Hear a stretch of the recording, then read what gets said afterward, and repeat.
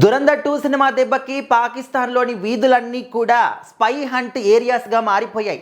ముఖ్యంగా కరాచీ లాంటి ఏరియాస్లో మనం చూస్తూ ఉంటే ఎప్పుడు కూడా నిత్యం రద్దీగా ఉండేటువంటి ప్రాంతాల్లో కూడా పోలీసులు అసలు కొంతమందిని అనుమానంగా కనిపించిన వాళ్ళందరినీ కూడా చెక్ చేస్తూ ఉన్నారు. వీళ్ళు నిజంగా మన వాళ్ళేనా లేకపోతే ఇండియా నుంచి వచ్చినటువంటి స్పైలా అని చెప్పేసి. అండ్ ఇప్పటి వరకైతే దురంధర్ 2 సినిమా వల్ల ఎంతమంది ఏ విధంగా ప్రభావితం అయ్యారు ఏంటనేది పక్కన పెడితే, ఇప్పుడు శత్రు దేశమైనటువంటి పాకిస్తాన్లో ఏ విధంగా రియాక్ట్ అవుతున్నారంటే అందులో ఏమాత్రం కూడా ఆశ్చర్యం లేదు.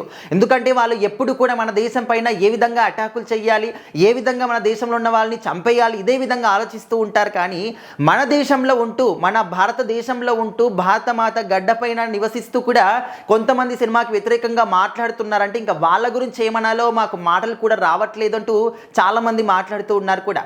ఎందుకంటే ఆ సినిమాలో చూపించింది ఏది కూడా కల్పితం కాదు. దాదాపుగా 90% అంతా కూడా సినిమాలు చూపించింది శత్రు దేశాలు మన దేశం పైన చేసినటువంటి అటాక్లని చూపించారు, వాళ్ళు చేసినటువంటి దుర్మార్గాలని చూపించారు. అండ్ మన దేశం నుంచి ఒక స్పై ఏజెంట్ ఆ దేశానికి వెళ్ళి వాళ్ళు మన దేశం మీద ఎలాంటి కుట్రలు చేస్తున్నారు, ఎలాంటి అఘాయిత్యాలకు పాల్పడుతున్నారనే విషయాన్ని తెలుసుకోవడానికి ఒక స్పైని పంపించారు అని చెప్పేసి రియల్ లైఫ్ స్పై కూడా ఉన్నారు మన దేశంలో, మోహిత్ శర్మ గారు. సో మరి అలాంటి వ్యక్తి గురించి, గొప్ప గొప్ప వ్యక్తుల గురించి, గొప్ప గొప్ప స్టంట్ల గురించి ఎవరు కూడా మాట్లాడరు, కనీసం గుర్తు కూడా చేసుకోరు. కానీ సినిమా వాళ్ళకి ఇబ్బంది అవుతుందా, ఇక్కడ ఉన్నటువంటి వాళ్ళకు వీళ్ళకి ఇబ్బంది అవుతుందా అనే విషయం కూడా ఎవరికి అర్థం కావట్లేదు.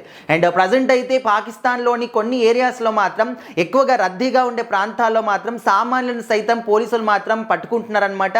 వాళ్ళు నిజంగా అక్కడ నివసిస్తున్నటువంటి వాళ్ళైనా కాదా, లేకపోతే ఇండియా నుంచి వచ్చినటువంటి స్పైలా అని చెప్పేసి ప్రతి ఒక్కరిని కూడా క్షుణ్ణంగా పరిశీలిస్తూ ఉన్నారు. ఓన్లీ పోలీసులే కాకుండా అక్కడ ఉండేటటువంటి స్థానిక ప్రజలు కూడా కొత్తగా ఎవరు కనిపించినా కూడా వాళ్ళందరినీ అనుమానంగా చూడడం, పోలీసులకు ఫోన్ చేసి చెప్పడం, పోలీసులు వచ్చి వాళ్ళని పట్టుకెళ్ళడం, సో ఇలాంటివన్నీ కూడా జరుగుతూ ఉన్నాయి. సో నార్మల్గా ఒక దేశం అన్నప్పుడు దేశ విదేశాల నుంచి చాలామంది వస్తూ ఉంటారు, వెళ్తూ ఉంటారు, రాకపోకలు జరుగుతూ ఉంటాయి. సో ఆ విధంగా వచ్చిన వాళ్ళందరినీ కూడా చెక్ చేస్తున్నారని చెప్పేసి, సో ప్రజెంట్ ఈ యొక్క దురంధర్ 2 సినిమా వల్ల పాకిస్తాన్లో మాత్రం అసలు ఏరియాస్ అన్నీ కూడా అల్లకల్లోలంగా మారుతున్నాయి. ఒక నయా ఆపరేషన్ని కూడా వాళ్ళు షురూ చేశారని చెప్పేసి కూడా తెలుస్తోంది.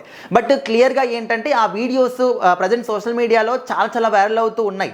బట్ ఆ వీడియోస్లో కనిపించిందంతా కూడా నిజమేనంటే ఒక డౌట్, అండ్ అసలు ఆ వీడియోస్ ఇప్పటివైనా కాదని ఇంకొక డౌట్ కూడా వినిపిస్తుంది. మనకు తెలుసు గతంలో ఏవైనా కొన్ని వీడియోస్ ఉంటే వాటిని తీసుకొచ్చి ఇప్పుడు ట్రెండ్ చేస్తూ ఉంటారు, మళ్ళీ వైరల్ అవుతూ ఉంటాయి. వాటిని చూసి మనం ఎవరో ఇప్పుడే జరుగుతుందేమో అని చెప్పేసి కొంచెం అయోమయంలో కూడా పడుతూ ఉంటాం.